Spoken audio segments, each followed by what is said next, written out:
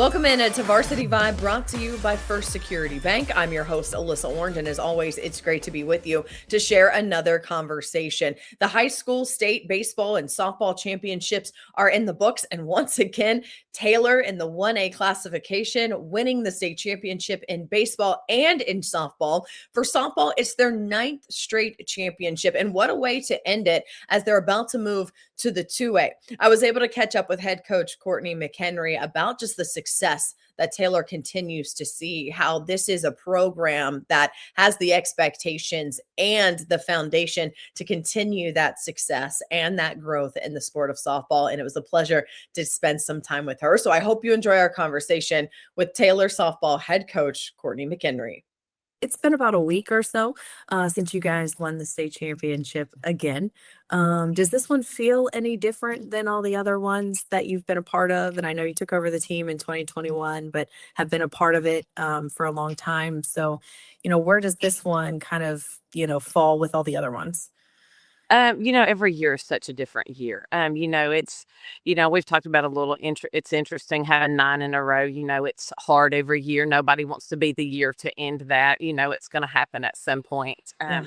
But this is what I tell people every year. You're like, oh, I really want to win this for a specific reason, for maybe the group of girls, the different, just different reasons. For the seniors, for the pitcher that stepped in this position, for the freshmen that are new to the team, things like that. Also being our last year in 1A, we really kind of wanted to be able to finish that before we kind of moved to a different classification. So it's special, at the beginning of the year, we were hearing comments that, this is probably the year it's not going to happen just because, just like any younger team, you kind of hit some hiccups early in the season where maybe we weren't playing our best ball yet. And so people were maybe not girls or team, but outside of the team, you kind of hear some things like, not real sure if it's going to happen this year. So for them to be able to maybe peak at the right time, I felt like in the past, maybe we peaked a little too early.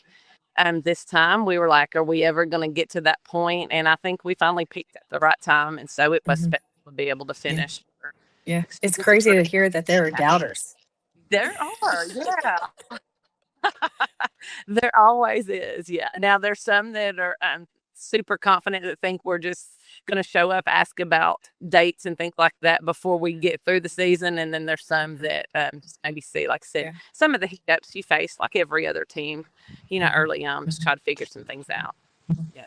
Yeah, everyone jokes there must be something in the water down there in Taylor, but clearly it doesn't happen by happenstance. Well, what do you think it is about just the program overall that has kind of found a way to find that success? I think expectations are a lot of it. They're teenage girls like every other group. Every group works hard. These girls work hard. I think all the other teams across the state work hard. But they do kind of show up with a different mindset that they just know they're expected to figure out how to make this happen. It's a funny conversation we heard, and this has probably been 3 years ago, but a parent from another school told one of our administrators he overheard a conversation with one of our senior parents and her daughter, and they were going into regionals, and by this time your cleats are falling apart, you've had them for how many years, and he overheard the mom say, well, you got to make it through 6 more games. And he said he kind of started tallying up. He's like, that means like 6 more games would be finals. Like they expect, you need to be there. You got to figure out a way to do that. And that's just kind of a different mindset, I think helps. We get halfway through the season and, they're tired and we kind of see a lull, a lack of enthusiasm. And, we kind of joke about it for some reason. You get to postseason and they flip the switch back on and just have a little bit more enthusiasm, excitement to kind of finish strong. So I do think them having the expectation, because like so many have always said, that's all they know. So I think that mindset kind of helps. Yeah. Focusing again on this year's team, you talk about some people who have moved positions, and I know that Aniston Nolte was one of those who had played short for you, moved into the pitching circle. Talk about her leadership, but just also what that says about everyone's team mentality and the sacrifice they make for the team every year. Yeah, and she's definitely, a spotlight for that example for sure. She's played shortstop with, and she's phenomenal shortstop. She's been in the lineup offensively for us and done so well. And, we tell her if she would have been at most other schools, she would have been in that circle starting freshman year. And you've never heard anything like, well, I want my turn to pitch. She knew what we needed her to do every year that she's been part of this program. And so she's had some pitching time last year. She didn't get quite as much pitching time as what we wanted because she had some shoulder problems. And so for her to come in as a senior, but also young in that position, she just exceeded our expectations as far as leadership, being able to step up, mentally tough. Like I said, especially some of those hiccups early in the season when it can be frustrating as a pitcher. Sometimes maybe when we have some hiccups behind you and things like that. And she stayed tough. She just stepped up and did a hard role for her. So definitely a leader that she is a little bit quieter personality sometimes. Definitely with her play and her focus and her work. She's been working a long time for that position right there. And I thought, super proud of her stepping up and fulfilling that position there.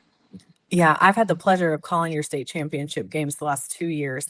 But I tell you what, that home run by Jessie Slayers at the end of that game, the freshman. I mean, how cool of a moment was that for you to watch? Yeah, I'll tell you, she's a fun one too. It is a hard role being a freshman, and they start to feel the pressure of what it means to have Taylor on your jersey when they step into that. And she's had a great season, but like any player, it just depends on the day. And I'll tell you, she works so hard, and she's brought a lot of enthusiasm, young enthusiasm to the group. And so to see the celebrations and the hands going up and her just coming around basically in tears, coming around second, you could kind of see that too.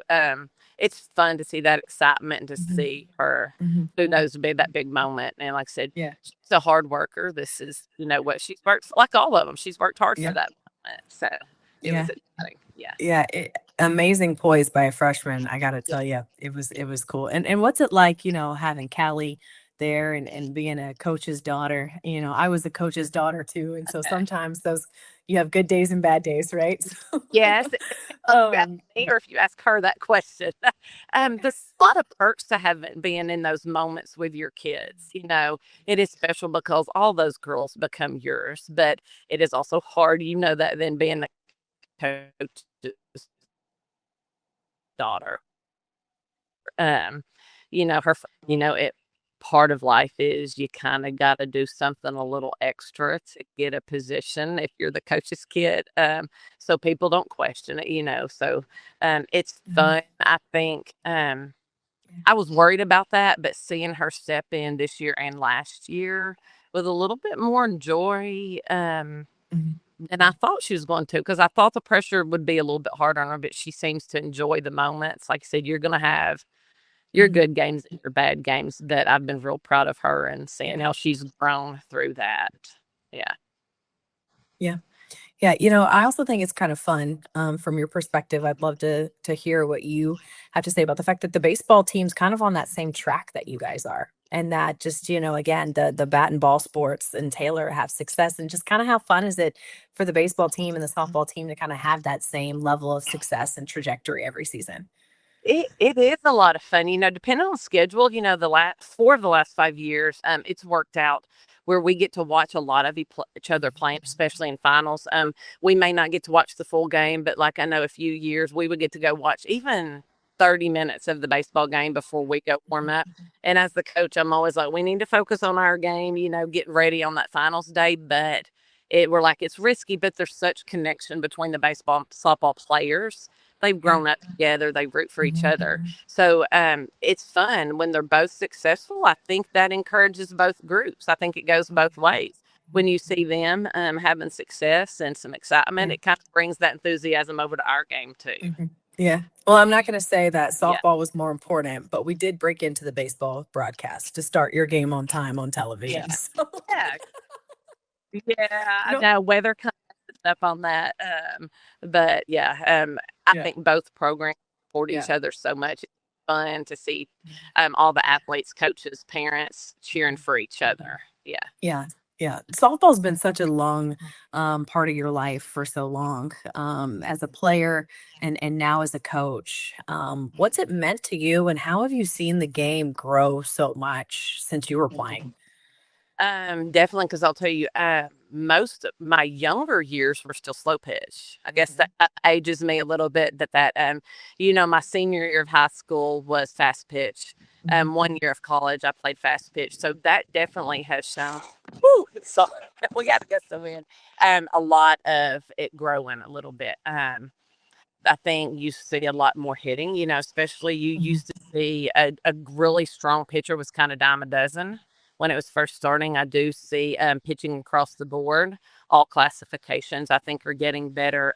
I even know this year in state, when we go to state tournament, play 4 seed, March Tree, they had a great pitcher that was throwing hard. Hit her spots, didn't walk many. I just think the pitching has come a long way.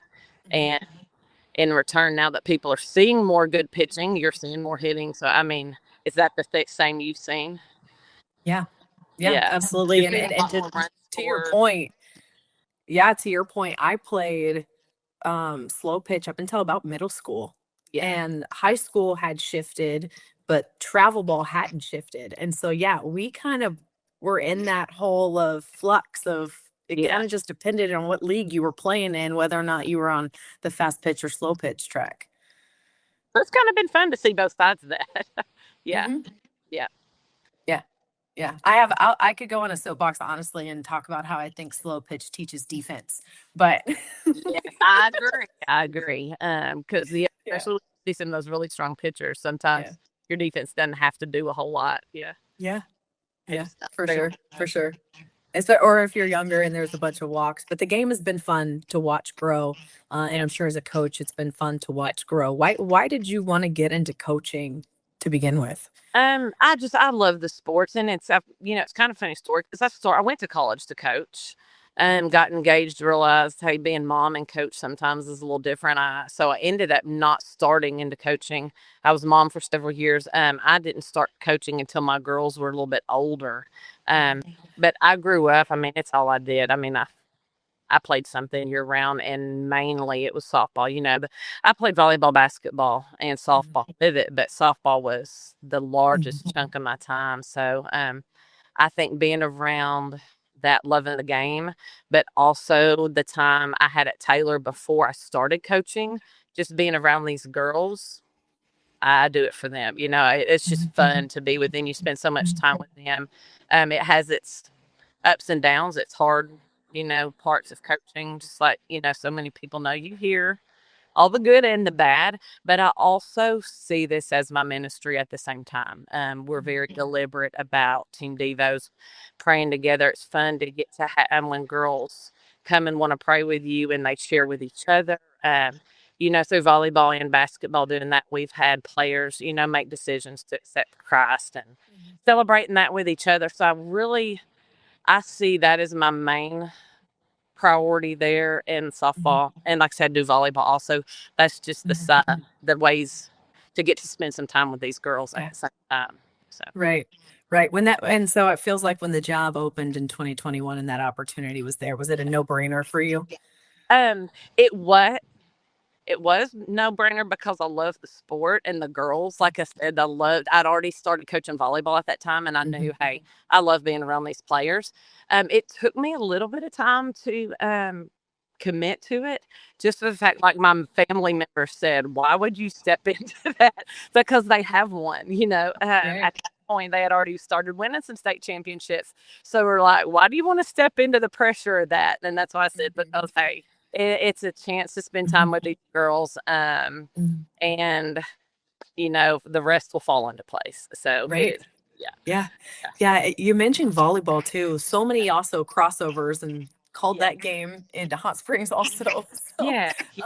That was just fun. It how was super fun is it exciting to year kind for of go back and forth? How do you balance that? Well, basketball season helps, I guess. Because I'm just mom during basketball season. I get to sit in the stands and watch, but it's fun. So that does kind of get a break in between. The sports are so different.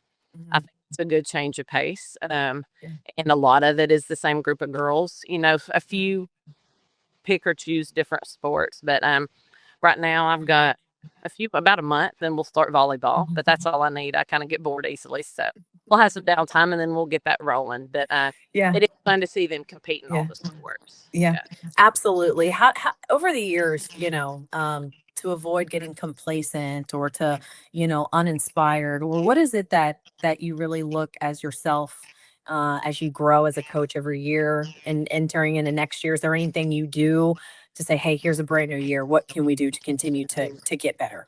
I think that is important to see every year as a new year. You know, it's hard to not dwell on the past. You know, every group's different. Like we said, you know, is for instance, you may have had this role last year. This is where you're going this year. We do have to be very intentional about making it fun for them. And different groups and different personalities react to that pressure a little differently. So we find some ways to be silly and to enjoy and remind them, hey, this is a game, you know, or take a breath and enjoy it, and some things like that. And that's where some underclassmen also help. They don't realize whether they're in the varsity lineup or not, when they can bring enthusiasm to the role and kind of lighten it up, make it enjoyable for these girls. They don't understand how that role helps the same as the ones that are in the lineup at the same time. Yeah. Well, I remember when we talked at the state championship game, it's always like all things come to an end eventually in life. That's life, right? But it always just feels like, you guys got to figure it out down there on the win state championships. But how is that motivated you guys every year? And where do you see this program continuing to build on what you've already built? Like I talked about earlier, I guess kind of the expectations. And when they come in, you know, in practices, we try to focus on the things we struggle with. I'm not a coach who's going to have everybody has cookie cutter swing. You see, I mean, at that point, what do we need to work on in that swing to help them be successful? Everything may not be fundamentally perfect in the field or at the plate, but we got to figure out what works best for us. You know, that's why, you said you hear certain people are saying, well, they're not doing this or they're not doing that. And we're like, we're doing the best we can work with to help them be successful. And, try not to nitpick, but find the things that we can tweak and work hard from there. You keep doing it until you get it right as you can to try to get success from them. Another one who's changed, like Carson Langley, who played right field for us.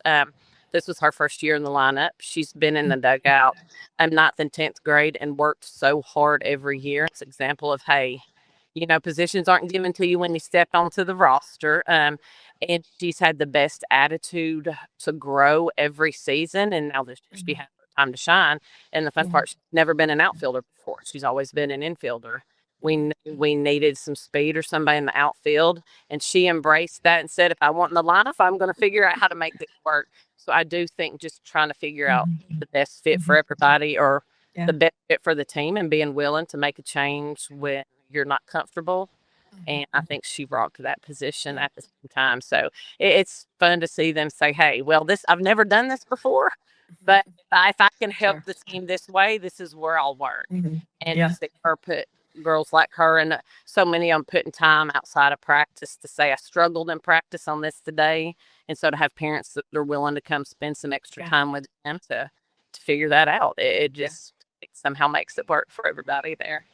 Yeah, it does. And it speaks volumes to where the program is and how people view the program and wanting to be a part of it. Absolutely. Got a question real fast for you. Was there room in the trophy case for number 9? Well, I've actually thought about there's not. We're going to have to figure out a solution for that for us in baseball. Our school built a new trophy case a few years ago for these, and I thought about that. I've not been back to the gym. There is not an open spot for that. So we're going to start addressing that real quickly. Us in baseball will be eager to get that in there. Yeah. It sounds like a new trophy case is the answer. Well, Coach, thank you so much. It's been a pleasure catching up with you and congratulations on all the success. And I can't wait to see Taylor continue that success in the coming years. Well, I appreciate it. Thanks so much for reaching out. A big thank you to Coach McHenry for joining me, and hope that you enjoyed that conversation as well. Now, I know it's the summer and the sports, of course, are not necessarily happening in the high school world, but there's a lot of 7-on-7s and camps and all kinds of things happening during the summer to keep track of. So, as I encourage you always, go and follow us on our social media platforms. That is Instagram, X, TikTok, and Facebook, as well as sign up for the newsletter at varsityvibearkansas.com. While you're at it, subscribe to the YouTube page and subscribe wherever you get your podcast. Once again, I'm your host, Alyssa Orange. This is Varsity Vibe, brought to you by First Security Bank, and we'll see you next time.